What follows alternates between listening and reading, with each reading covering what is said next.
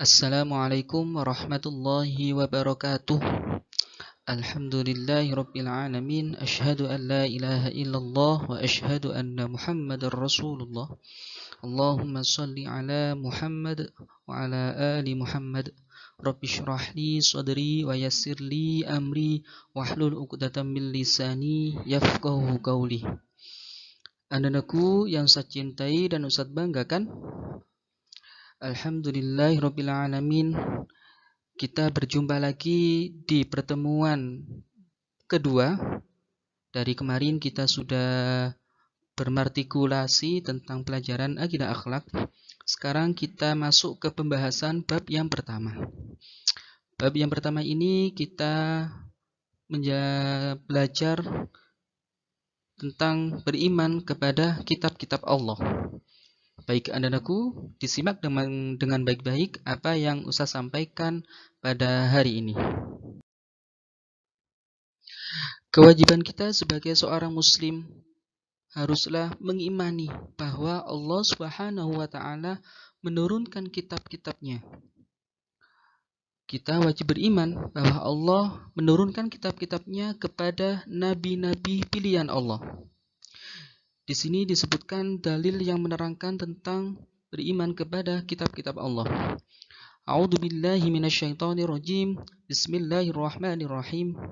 Nazzala 'alaikal kitaba bil haqqi musaddiqan lima bayna yadayhi wa anzalat taurata wal injil min qablu hudan lin-nasi wa anzalal furqan. Innal ladzina kafaru bi ayatillahi lahum 'adzabun syadid wallahu 'azizun dzuntiqam. Dialah Allah yang telah menurunkan kitab Al-Quran kepadamu, wahai Muhammad, yang di dalamnya mengandung kebenaran yang membenarkan kitab-kitab sebelumnya, yaitu Taurat, Injil, sebagai petunjuk bagi manusia. Dan Dia Allah menurunkan Al-Furqan. Nama lain dari Al-Quran adalah Al-Furqan. Sungguh orang-orang yang ingkar terhadap ayat-ayat Allah, mereka akan memperoleh azab yang berat. Sesungguhnya Allah Maha Perkasa lagi mempunyai hukuman. Jadi kita sebagai umat muslim wajib mempercayai bahwa Allah telah menurunkan kitab-kitabnya kepada nabi-nabi yang dikehendakinya. Kitab-kitab Allah diantaranya Taurat, Zabur, Injil, dan Al-Quran. Kita meyakini bahwa itulah kitab-kitab Allah yang diturunkan kepada nabi-nabi pilihan Allah.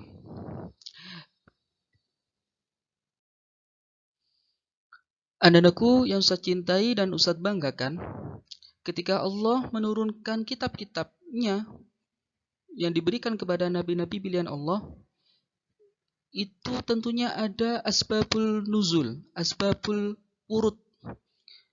Jadi tidak begitu saja diturunkan, tetapi ada urut-urutannya, ada asbabul nuzulnya, ada sebab-sebabnya diturunkannya kitab-kitab Allah. Yang pertama yang akan kita bahas adalah kitab Taurat. Sebagaimana kita ketahui bahwa kitab Taurat ini adalah kitab Allah yang diturunkan kepada Nabi Musa. Jadi ketika Nabi Musa mendapatkan kitab Taurat, ini bukan sekedar diberikan kepada Allah, tapi ada asbabul urutnya, asbabul nuzulnya. Ada sebab-sebab turunnya kitab-kitab Allah. Kitab Taurat ini diturunkan sekitar abad 12 sebelum Masehi.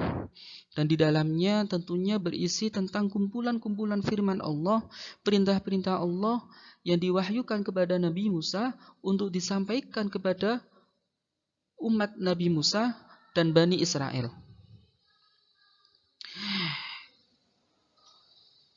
Kitab Taurat ini tentu tujuannya adalah untuk membimbing umatnya Bani Israel yang ditulis dengan menggunakan bahasa Ibrani.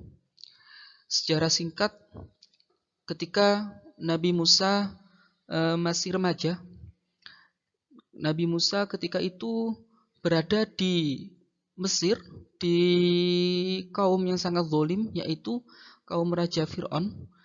Nabi Musa sangat memberontak tentang tentang sikap Raja Fir'aun pada saat itu. Nabi Musa tanpa sengaja memukul salah satu suku Kipti, yang dimana suku Kipti ini adalah anak buah dari Raja Fir'aun, dipukul sampai meninggal dunia. Nah, ketika diketahui oleh Raja Fir'aun, lantas Raja Fir'aun ini marah dan mencari Nabi Musa. Dikejar sampai pada akhirnya Nabi Musa melarikan diri ke kota Madian. Kota Madian ini adalah salah satu kota di negeri Yaman. Di kota Madian ini Nabi Musa bertemu dengan Nabi Syu'aib alaihissalam dan dijodohkan dengan putri beliau Nabi Syu'aib yang bernama Safira. Ketika Nabi Musa menikah dengan putri dari Nabi Syu'aib, mereka tinggal sangat cukup lama di kota Madian.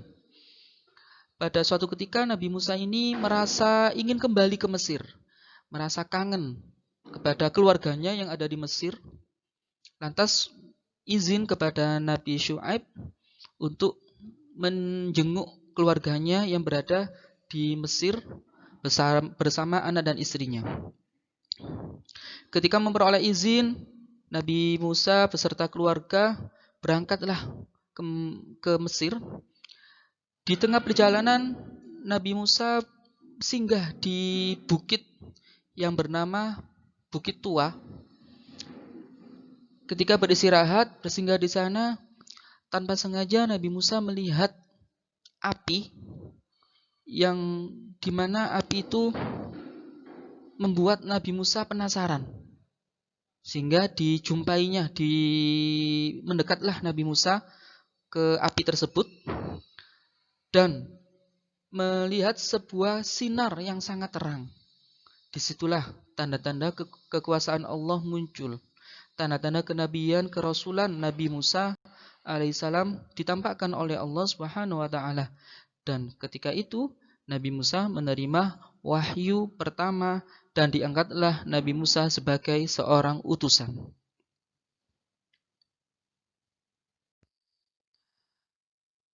Baik adik-adikku yang saya cintai dan saya banggakan, kita masuk ke kitab Allah yang kedua, yakni kitab Zabur. Yang dimana kitab Zabur ini Allah menurunkan kepada Nabi Daud alaihissalam. Kitab Zabur ini diturunkan kepada Nabi Daud alaihissalam kurang lebih sekitar tahun 10 sebelum Masehi. Jaraknya kurang lebih sekitar 482 tahun antara kitab Taurat. Dalam satu riwayat disebutkan bahwa kitab Zabur ini diturunkan pada bulan Ramadan, pada malam ke-12, di pertengahan di bulan Ramadan. Isi dari kitab Zabur ini kebanyakan isi dari syair-syair, nyanyian-nyanyian yang disenandungkan oleh Nabi Daud alaihissalam. Memang pada saat itu Nabi Daud adalah salah satu hamba Allah yang dianugerahi suara yang sangat merdu, sehingga lantunan-lantunan, nyanyian-nyanyian yang dinyanyikan oleh Nabi Daud ini sangat merdu sekali, bahkan sangat menjadi seperti kalau di zaman sekarang ya nasyid menyanyi gitu ya. Jadi sangat merdu sekali. Maka dari itu Allah menurunkan kitab Zabur ini yang berisi tentang nyanyian-nyanyian dan yang disenandungkan oleh Nabi Daud. Adapun isi pokok dari nyanyian tersebut adalah pengalaman dari kehidupan Nabi Daud alaihissalam, mulai dari kejatuhannya, dosa yang dia perbuat, pengampunan dosa, dan mengenai sukacita dan lain sebagainya ada di dalam kitab Zabur. Tentunya ajakan-ajakan tentang menyembah Allah Subhanahu wa taala. Baik anak-anakku yang Ustadz cintai dan Ustadz banggakan, berikut adalah dalil-dalil yang menerangkan tentang turunnya kitab Taurat dan kitab Zabur. Yang pertama, kitab Taurat terdapat di surat Al-Baqarah ayat 87. Silakan anak-anakku disimak dengan baik-baik. A'udzu billahi minasyaitonir rajim. Bismillahirrahmanirrahim. ولقد آتينا موسى الكتاب وقفينا من بعده بالرسل وآتينا عيسى ابن مريم البينات وأيدناه بروح القدس أفكلما جاءكم رسول بما لا تهوى أنفسكم استكبرتم ففريقا كذبتم وفريقا تقتلون. Yang artinya, dan sesungguhnya Allah telah memberikan kitab Taurat kepada Nabi Musa, dan kami susulkan setelahnya dengan rasul-rasul, dan kami telah berikan kepada Isa putra Maryam bukti-bukti kebenaran, serta kami perkuat dia dengan Ruhul Kudus, Malaikat Jibril. Mengapa setiap rasul yang datang kepadamu, pada kalian, membawa sesuatu pelajaran yang tidak kamu inginkan? Kamu menyombongkan diri, lalu sebagian dari kamu mendustakan, dan sebagian dari kamu saling membunuh. Isi kandungan dari ayat tersebut adalah Allah mengutus Nabi Musa, mengangkat Nabi Musa sebagai Rasul utusan, memberikan kitab Taurat untuk disampaikan kepada umatnya. Tapi mengapa mereka masih menyombongkan diri, masih tidak menginginkan, bahkan mendustakan, bahkan saling membunuh? Yang kedua adalah dalil tentang turunnya kitab Zabur yang terdapat di surat An-Nisa ayat 163 yang berbunyi, Bismillahirrahmanirrahim. Inna awhayna ilaika kama awhayna ila Nuhin wan nabiyyina min ba'dih. Wa awhayna ila Ibrahim wa Ismail wa Ishaq wa Yaqub wal asbati wa Isa wa Ayyub. وعيسى وأيوب ويونس وهارون وسليمان وآتينا داود زبورا. Yang artinya, sesungguhnya kami mewahyukan kepadamu, wahai Muhammad, sebagaimana kami telah mewahyukan kepada Nabi Nuh dan nabi-nabi setelahnya. Dan kami telah mewahyukan pula kepada Nabi Ibrahim, Ismail, Ishak, Yakub, dan anak cucunya, Isa, Ayub, Yunus, Harun, dan Sulaiman. Dan kami telah memberikan kitab Zabur kepada Nabi Daud. Itulah anak-anakku sejarah dan dalil-dalil yang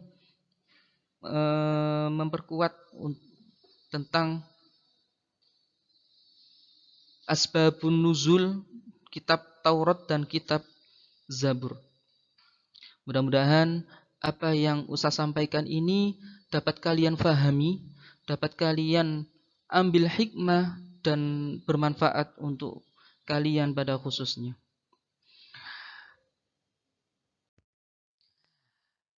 Baik anak-anakku yang Ustaz cintai dan Ustaz banggakan, setelah kalian mendengarkan apa yang Ustaz sampaikan tadi mengenai kitab-kitab Allah, kitab Taurat dan kitab Zabur, insyaallah di pertemuan berikutnya Ustadz akan membahas tentang kitab-kitab Allah yang lain, yaitu kitab Injil dan kitab Al-Quran.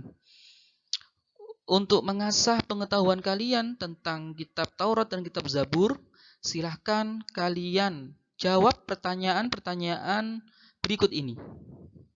Kalian jawab, kalian ketik, kalian tulis di Word, di dokumen, kalian jawab. Setelah itu kalian kirimkan di Google Classroom sebagaimana biasanya. Dan mudah-mudahan apa yang kalian kerjakan, apa yang kalian pahami, apa yang kalian peroleh di pembelajaran daring pada hari ini mendapatkan keberkahan dan manfaat fiddin wa dunya wal akhirah. Kurang lebihnya Ustaz minta maaf. Assalamualaikum warahmatullahi wabarakatuh.